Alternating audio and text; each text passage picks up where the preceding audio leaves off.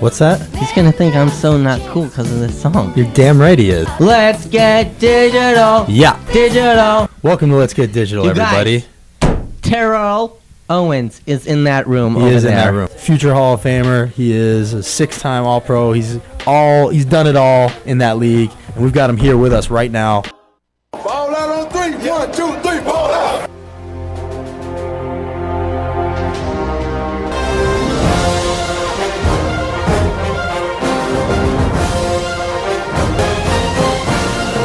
All I want to know if you got your popcorn ready. Do you got your popcorn ready? Do you have your popcorn ready? Let's fade that out. Welcome, T.O. Thanks for Thank having you me. for being here. Thanks for being here. What do you feel when you look at that stuff? Oh, man. I got pumped. Man. Yeah? You get pumped? Man, I was looking for Superman to kind of come through the room. That is Superman. You're as close as there's been to Superman in that league. I wanted to tell one story about the E-League right away because to me it said so much about who you are, because I don't think people know who you are necessarily. I think they've seen you for so long.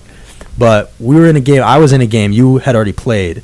And one of the guys on my team kind of accidentally, a little recklessly punched this guy, Jay Harrington, in the face when going for a loose ball. Right. His eye opened up. There was blood all over the floor. And you weren't even in the game. And you hopped out with a towel and cleaned this man's blood up off the floor that had nothing to do with you. That's not something everybody would do. Well, I mean, I think that's how I was raised. You know what I mean? So, again, a lot of people have a lot of perceptions of me because of the media. Mm-hmm. Outside of that, they've never really experienced me off the field, so to speak. So that's who I am. Those are my characteristics. That's my DNA. That's my genetic makeup. Off the football field. Once I'm on the football field, I'm a totally different guy.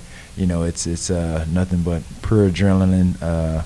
Just passion for the game. And, right. That's my competitive side. So he can definitely hold his own on a basketball court as well as a football field. Absolutely, absolutely. You locked up Chris Brown at one point in that league. Oh, you sent him to jail for beating Rihanna? Oh my goodness.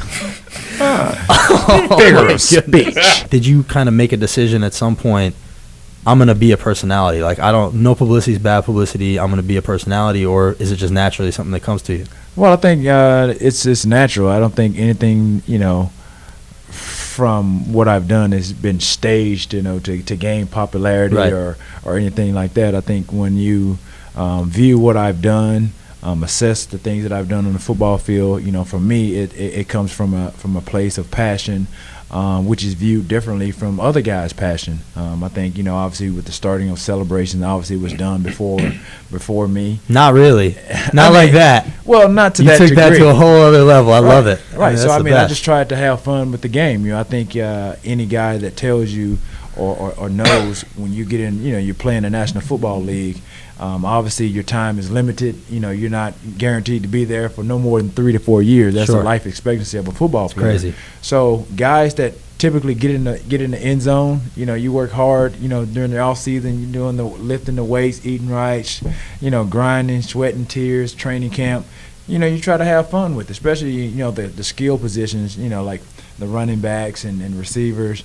We take a beating to get to the end zone. So when you get there, you got to have fun with it. So I just tried to come up with creative ways to try to involve the fans at the same time. So, if I'm not, celebrating, that means I'm not getting in the end zone. So. Right. How much time did you spend a week thinking about, all right, if I get in this week, when I get in this week, this is what I'm doing this week? Was there a committee, or was it all just you be it by yourself being like, this is what I'm going to do? Initially, it was all me. And then, obviously, I started getting into the end zone on a regular basis. And so, it wasn't my fault. Guys couldn't stop me, and I could, from getting in the end zone. Right. So it got to a point to where, it became a weekly thing with ESPN, the highlights, and everybody. I'm sure they're like, man, who is this guy, celebrating every week? So at this point, I'm just trying to come up with something creative to outdo the next. Right. You started raising the bar pretty high. So there was let's just list them off real quick, and then I have one that I want to play here. But so there was the popcorn, the pom-poms, the Sharpie, the Ray Sharpie. Lewis dance, and then there was this one. Let's play this one real quick. This was the Dallas Star. To the right, throws it in the end zone all this was a bit of a story here. This had a sequence of events. So you scored once, then you went to the middle of the Dallas Star, and this is gamesmanship right here, and you celebrated right in the middle of the field. More booze by standing in the middle of the blue star. So that's the beginning of it, right? And spreading his that arms. was the first one. And then Emmett, he comes back. He comes back. And I Emmett Smith Right, he felt like I was disrespecting, their house, somebody in particular. And so, that'd be a penalty now, taking off Can't your take off his helmet. helmet, yeah. That's 15. He might get kicked out. And then this is the last word, because T.O. is always going to get the last word. So T.O. goes right back to the start, but then the guy's chasing him. Boom! Oh my goodness! But it didn't stop him. It didn't stop him. Who was that? George T. And your boy got your back too. Yeah, that was Derek Dees. All right, let's fade that out. Derek Dees got your back. Yeah. Who won that game? We did. All right, there you go. We stomped That's them. what matters. You look like you're in as good shape as you've ever been to me. So what's the situation right now? Well, I'm a free agent, and the situation with free agents is, until a team, vying or needs your services, you just kind of just out there waiting, and so Right. that's kind of what it's been for me is a waiting game. And for a lot of people that's listening and don't know and watching, I had ACL surgery in 2011, so I had to rehab from that, Sure. and so. I guess, a couple of teams, well, not a couple of, but a lot of teams were probably scared of the injury, my age and stuff coming over from that injury. So I had to really just kind of rehab and get to the point to where I could run around and really show teams that I'm capable of running. And, obviously injuries are part of it. If you look at what Adrian Peterson did, he suffered a knee injury, Sure. same as I did, Back. came back like a beast. And so right now it's not even more so the injury that they're really concerned about. It's more so the age factor, and Right. How do you feel?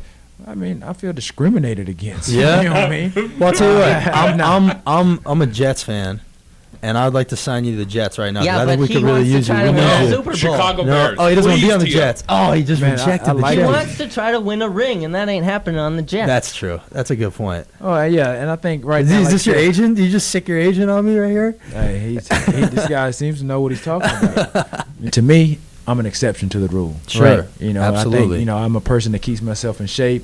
I'm always doing something to stay active, and that's where I am right now as a free agent. Because I haven't retired. Let's get digital. Yeah. Digital. Yeah. We're getting digital.